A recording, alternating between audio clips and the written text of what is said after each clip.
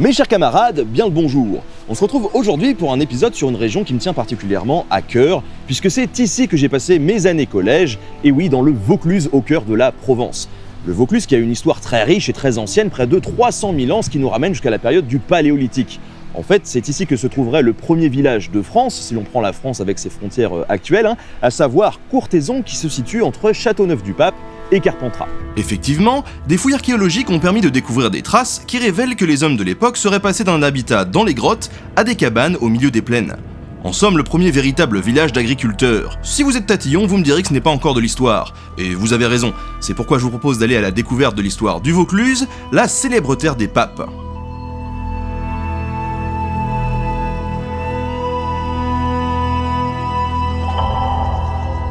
Bien avant que le pouvoir papal règne sur la région, l'Empire romain façonne le territoire sur lequel nous nous trouvons. Pour être tout à fait clair, c'est d'ailleurs eux qui construisent la plupart des villes de la région comme Carpentras, Avignon, Cavaillon, Apt, Vaison-la-Romaine ou encore la ville d'Orange dans laquelle nous nous trouvons actuellement. Arosio, c'est ainsi que l'appelaient les Romains, a été fondée en 35 avant notre ère par la 2e Légion gallique, alors envoyée par l'empereur Auguste pour coloniser le territoire.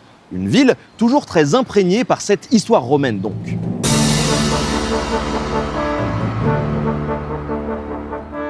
L'une de ces traces, c'est son célèbre arc de triomphe, dit arc d'Orange, érigé vers l'an 20 à la gloire du général romain Germanicus, qui avait brillamment vaincu les Germains avec des troupes issues de la ville. L'autre monument de la ville qui en impose, c'est bien évidemment l'immense théâtre antique d'Orange. Un lieu de divertissement construit sous le règne de l'empereur Adrien et qui pouvait accueillir jusqu'à 40 000 personnes. Si aujourd'hui le temps a grignoté quelques parties du théâtre, il reste un des mieux conservés au monde et peut encore recevoir près de 10 000 spectateurs.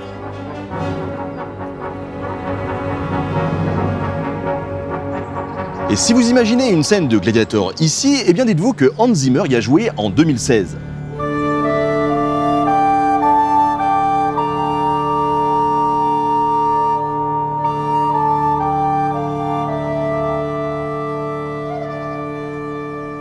Dans un raccourci très osé et un poil faussé, on pourrait presque dire que les légionnaires romains, c'étaient les chevaliers de l'époque. Sauf qu'ils n'avaient pas de cheval, donc oubliez ce que je viens de dire. Quoi qu'il en soit, les terres qui composent aujourd'hui le Vaucluse, eh bien, elles sont également étroitement liées à l'histoire des Templiers, qui ont laissé énormément de traces dans la région, et particulièrement ici, à Richeranche. Les Templiers, vous le savez sûrement, ce sont des moines soldats, des chevaliers, prêts à tout pour défendre les pèlerins qui se rendent en Terre Sainte. L'ordre du Temple, qui regroupe ces chevaliers, est fondé en 1120, même si à cette époque il porte un autre nom, la milice des pauvres chevaliers du Christ et du Temple de Salomon. Dès 1128, les Templiers vont parcourir l'Europe entière pour recruter de nouveaux soldats, mais également pour solliciter des dons et enrichir l'ordre qui financera les croisades. C'est ainsi que beaucoup de terres sont léguées aux Templiers, notamment celle de Richeranche qui est offerte par le seigneur Hugues de Bourbouton. C'est ici que les Templiers vont implanter une nouvelle commanderie, comme ils en construisent sur tout le territoire, afin de générer des richesses qui seront des ressources précieuses pour conquérir et défendre la Palestine.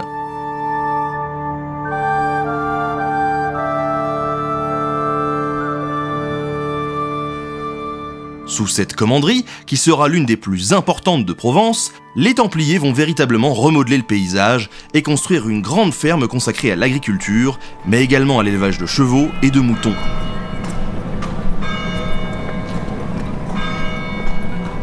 En 1320, le roi Philippe le Bel fait arrêter tous les Templiers et obtient, avec l'aide du pape Clément V, la dissolution de l'ordre du Temple par le consul de Vienne. Les raisons de cette décision sont complexes et obscures, même si on peut supposer que les Templiers représentaient un contre-pouvoir militaire et économique beaucoup trop dangereux pour le pouvoir en place. Certains pensent même que Philippe le Bel aurait pu en vouloir au célèbre trésor des Templiers, ce qui ne manquera pas de stimuler les thèses les plus folles par la suite. La fin de cet ordre du Temple, elle est très significative pour la ville et la commanderie, puisqu'ils vont progressivement être abandonnés, qu'ils vont tomber en ruine, et petit à petit repeuplés au début du XVIe siècle. Aujourd'hui, dans le bourg actuel de Richeranche, la plupart des bâtiments d'époque, ils ont disparu ou ils ont été rénovés. Mais on peut encore y voir l'ancienne grange templière ou la partie basse de l'église, qui restent les témoins silencieux de cette époque révolue, où des guerriers qui avaient fait vœu de pauvreté sont devenus plus riches que dans les histoires les plus folles.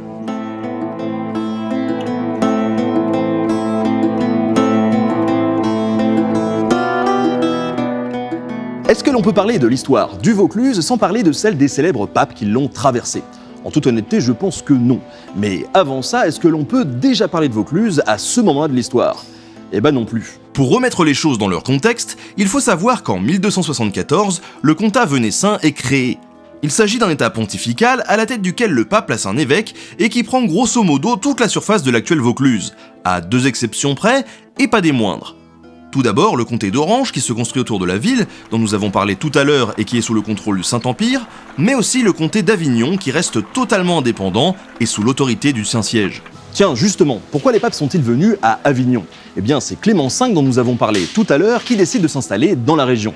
À cette époque, les cours pontificales sont souvent itinérantes, et d'ailleurs, on dit que là où se trouve le pape, là est Rome. Et ça arrange bien Clément V, qui sait qu'en ce moment, à Rome ce n'est pas trop la joie puisque la cité est en guerre contre Venise. Il préfère donc rester en France, en sécurité, juste avant de mourir 2 ans plus tard, en 1314 donc. Les nouveaux cardinaux du conclave de Carpentras sont divisés sur le choix du nouveau pape, et il leur faut plus de 2 ans pour élire Jean XXII, en se disant malgré tout qu'à 72 ans il ne fera pas long feu, et ne sera qu'un pape de transition. Mais le boug Grégorias y restera contre toute attente près de 18 ans en fonction. Durant son improbable règne donc, constatant qu'en Italie c'est toujours un peu compliqué, il préfère rester à Avignon où il transforme le palais épiscopal, situé non loin de la cathédrale, en faisant le premier palais pontifical capable d'abriter le gouvernement de l'église. Durant son pontificat, Jean XXII perfectionne la fiscalité pontificale, ce qui permet d'enrichir l'église, et combat l'inquisition qu'il réprime vivement. Cependant, l'Italie et Rome ne voient pas d'un bon œil le pouvoir papal en France, et fait proclamer un antipape, Nicolas V, qui finit par implorer le pardon de Jean XXII avant que celui-ci ne meure 1 an plus tard.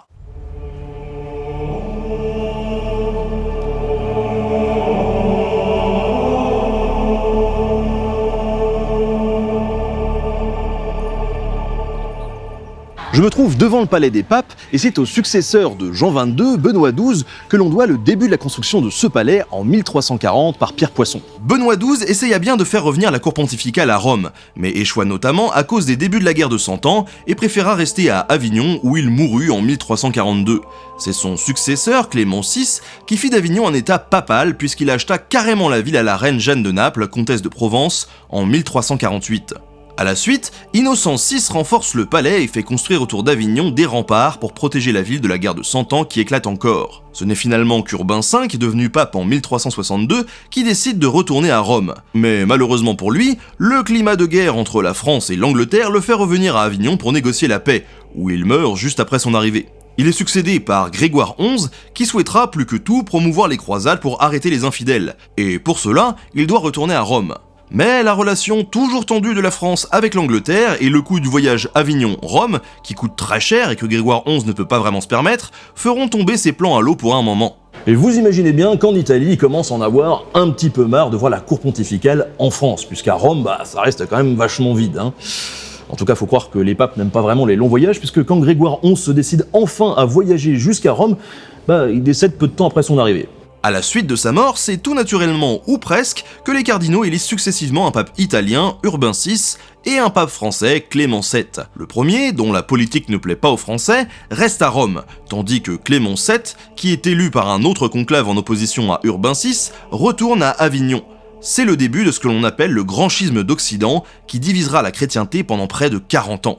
Effectivement, la France des Valois, l'Écosse et les États ibériques vont soutenir Clément VII, tandis que l'Italie, l'Angleterre, la Scandinavie et l'Europe centrale lui préféreront Urbain VI. Quelques années plus tard, alors que les 2 papes sont remplacés par leurs successeurs respectifs, certains ecclésiastes tentent de trouver une solution à cette crise en réunissant un concile, le concile de Pise, composé de cardinaux et d'ambassadeurs qui délibèrent pour élire un 3e pape, Alexandre V, en 1409. Qui bien sûr n'est pas reconnu par les 2 autres, fallait s'y attendre, et oui.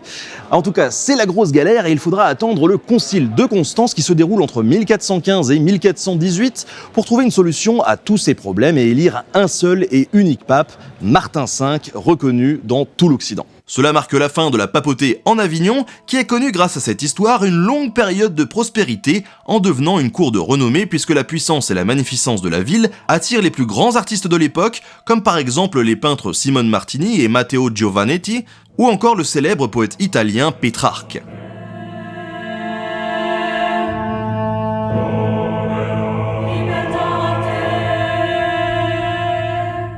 Comme nous l'avons vu, l'histoire du Vaucluse est empreinte de religion et particulièrement de chrétienté. mais elle n'est pas moins marquée par la présence du peuple juif, même si à Avignon, il ne reste de leur installation que le nom des rues ou la synagogue.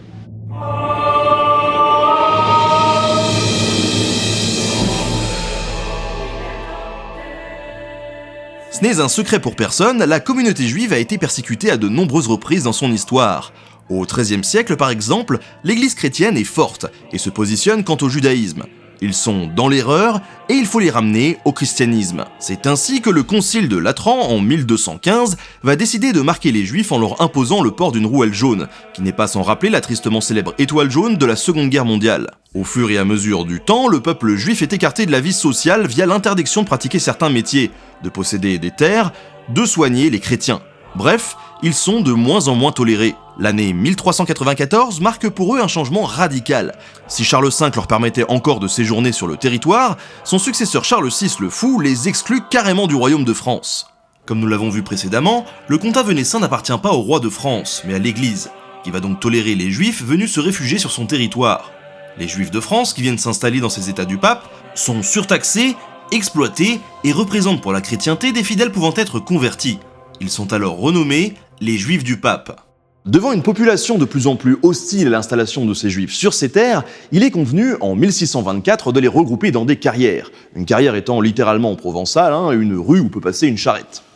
Dans la région, c'est près de 4 carrières qui vont être habitées par ces Juifs. À Avignon, à Cavaillon, à L'Isle-sur-la-Sorgue et enfin ici, à Carpentras.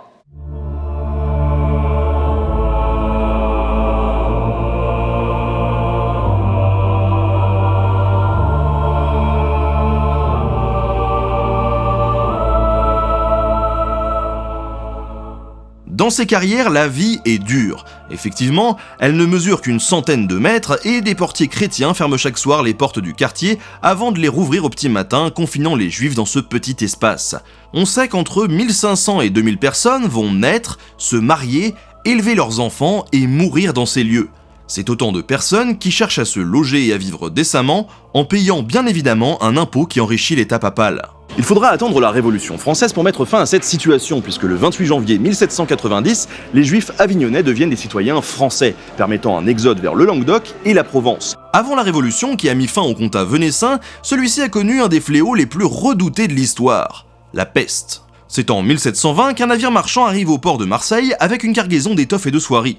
Celles-ci, contaminées par la peste, ne manqueront pas de la propager dans la ville.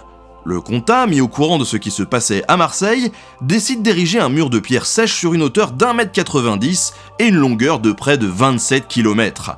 Pendant 5 mois, c'est près de 500 hommes qui participent à cette construction, qui n'aura hélas que peu de succès puisque la peste se déclare à Avignon peu de temps après la fin des travaux. Cette épidémie sévit encore quelques mois dans la région, et à son terme, on compte près de 126 000 morts dans la Provence, le Languedoc et le comtat venessin. Ce mur de la peste, il existe toujours aujourd'hui, même si bien sûr il n'a plus sa hauteur initiale. Et si on s'approche un tout petit peu, on peut même contempler quelques gravures qui, j'en suis sûr, vous diront quelque chose.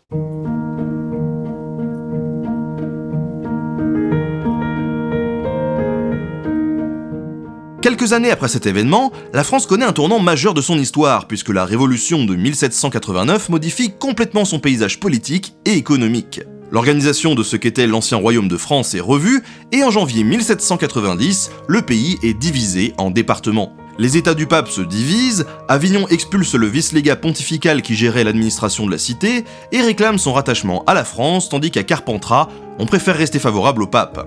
Il faudra attendre 1793 pour que l'Assemblée nationale arrive à faire voter la création d'un 87e département, auquel fut donné le nom de Vaucluse. Ce département, beaucoup plus petit que les autres, regroupe donc des villes comme Avignon, Carpentras, Cavaillon ou encore Orange. Mais il a surtout une particularité, c'est qu'il possède une enclave, c'est-à-dire un morceau de territoire au sein d'un autre département. Il s'agit de l'enclave des papes, ou plus précisément du canton de Valréas, dont les terres avaient été achetées par le pape Jean XXII et dont les habitants décident par un vote de rester rattachés au Vaucluse plutôt qu'à la Drôme. De quoi sourire lorsque l'on passe du Vaucluse à la Drôme et de la Drôme au Vaucluse en quelques minutes à peine.